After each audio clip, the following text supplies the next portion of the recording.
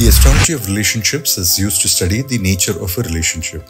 The birth chart can reveal if a person is likely to have a marriage that is arranged or that is as per the romantic inclinations of a person. The love versus arranged distinction seems to be irrelevant to the cultures that do not have arranged marriages. The chart could indicate whether the person will fall in love and marry or that the marriage will be as per arranged traditions. Welcome to Jothishi.com. In this video, we'll talk about the astrology of love and arranged marriages. For love and all matters of the heart, we study the 5th house. This is the house of romance and romantic relationships. The 9th house shows the person's adherence to societal norms. It shows how much they follow the norm. The 7th house is the house of marriage and partnership. So logically, we can see that a connection of the 7th and the 5th houses links romance and love with marriage. And blight on the 5th house, weakness of the 5th lord or malefics or influencing the 5th house shows love affairs that are tragic. If the 9th house is very strong, it shows that the person would prefer to do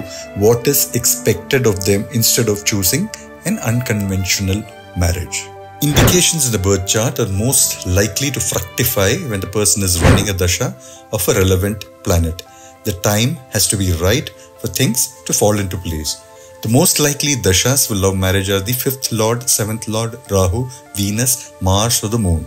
Thus, if any of them is involved in planetary indications, there is a probability of love marriage. Also, the Navamsa is also seen, and the connection between the 5th and the 7th houses or their lords in the Navamsa also can indicate a love marriage. As described above, the links between the 5th and the 7th house can indicate a love marriage. Rahu and Ketu create unconventionality and breaking the rules. So Rahu and Ketu's involvement with this connection of the 7th and the 5th house or their lords further strengthens the possibility.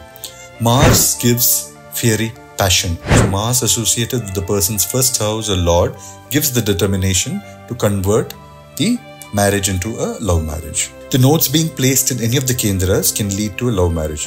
Mercury and Venus together make a person very romantic and very quick to act on it.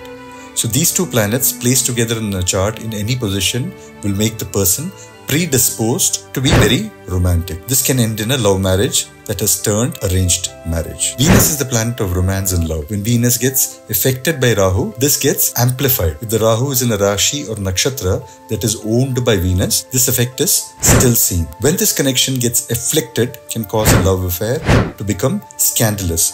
There are even chances of an adulterous affair that ends in scandal. If unafflicted, it leads to love marriage with an attractive partner. Mars and Venus, when combined, make a person very desirous of love marriage. This can be in the same house aspecting each other or in the Rashi Nakshatra exchange. This can also be caused by an exchange between Moon, Mercury or Venus. If the planet Venus is in the 7th or 11th house with the first lord, it's a great indication of a love marriage that has turned arranged marriage. Venus with the Moon also gives a very romantic nature.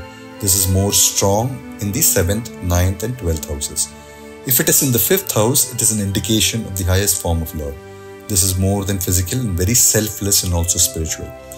This may even indicate a love that is not consummated in marriage, but is as strong a bond as a marriage with a person in love. The broad factors that influence a love marriage are Venus and Mars's positions, the 5th house and its lord, the dasha and its transits. And the factors that influence an arranged marriage is the 9th house, the 7th house and its lord, the Saturn's influence and cultural and family factors. Hope you all like this video on the astrology of love and arranged marriage. And thank you for watching the Jothishi.com channel. Stay tuned for more videos on astrology, planets, nakshatras and anything related to Vedic astrology. Hari Om.